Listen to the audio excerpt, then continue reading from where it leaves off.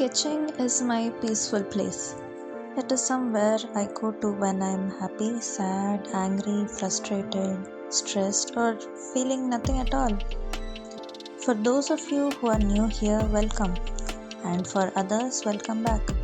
I'm so happy to be talking to you for the first time. Giving a short intro of me.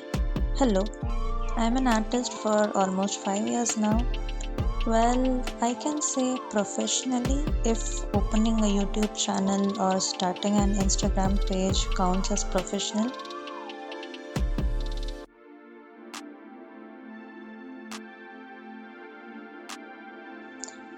This is my sixth sketchbook, probably, and you won't believe this could be my art 2 years ago. You don't have to own expensive art supplies or a good quality sketchbook to improve your art.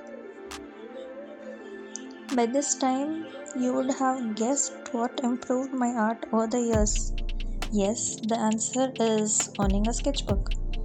You may ask, but how? You see, if you start treating your sketchbook as something like a basic necessity, for example, draw a page while you wait for your morning coffee to heat up, or maybe when you are looking to do something because you are bored of the day. I usually carry a travel sketchbook in my bag when I leave for work. Oh, a small update. I have a 9 to 5 job and my 5 to 9 is followed by my hobby, that is sketching, painting, or any creative thing before I go to bed. Now, you don't have to force yourself to draw every day, obviously. Drawing doesn't mean a fully furnished sketch. Just fill your sketchbook whenever you get time. It may be a practice portrait or a real life nature drawing while you travel or a person you saw on train, and it can be 5 minutes scribbling too.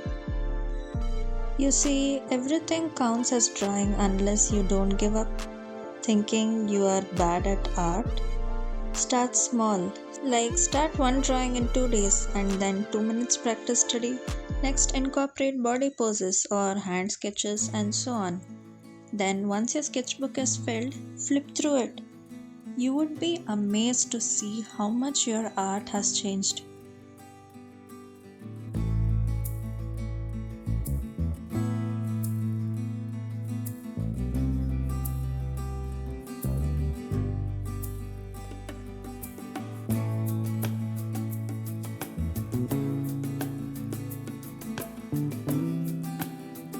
I usually have 4 simple bullet points for any drawing.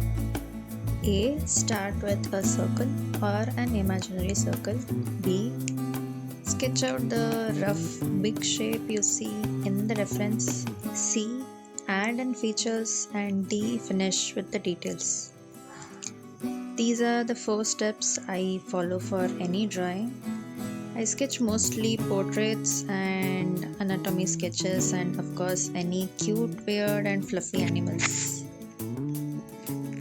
A small disclaimer here, this is not a tutorial kind of video, but if you want to know how I basically draw, then you can go check out on how I draw. I'll link them in the description. Now let's talk about inspirations that I get for any drawing. What I draw mostly are from Pinterest. Yes, it sounds kind of boring, but I am planning to include live studies, some still objects, just because I have never tried drawing still objects as I am basically a portrait artist. Speaking of portraits, I am planning to include some self-portrait studies, which I have failed like 4 times, and also some live studies. Maybe I can start some kind of drawing series like sketching 100 postures or sketching Disney characters in my style. I don't know. If you have any ideas, please drop them in the comment section. I read mostly everything when I have time. By the way, these are not from ChatGPT. These words I am trying to say is from that person who started sketching on rule books and papers, who has tried many ways to paint from phone because she wanted to try digital art, and who now owns 5 completed sketchbooks and a touchscreen laptop. So, if you are someone like me who was struggling with art or who is struggling for drawing anything and is trying to give up, then please don't. Please don't. Because from my experience, art has always given me peace, and it is some kind of, you can say, self care routine that I follow every day, or mostly on most of the days.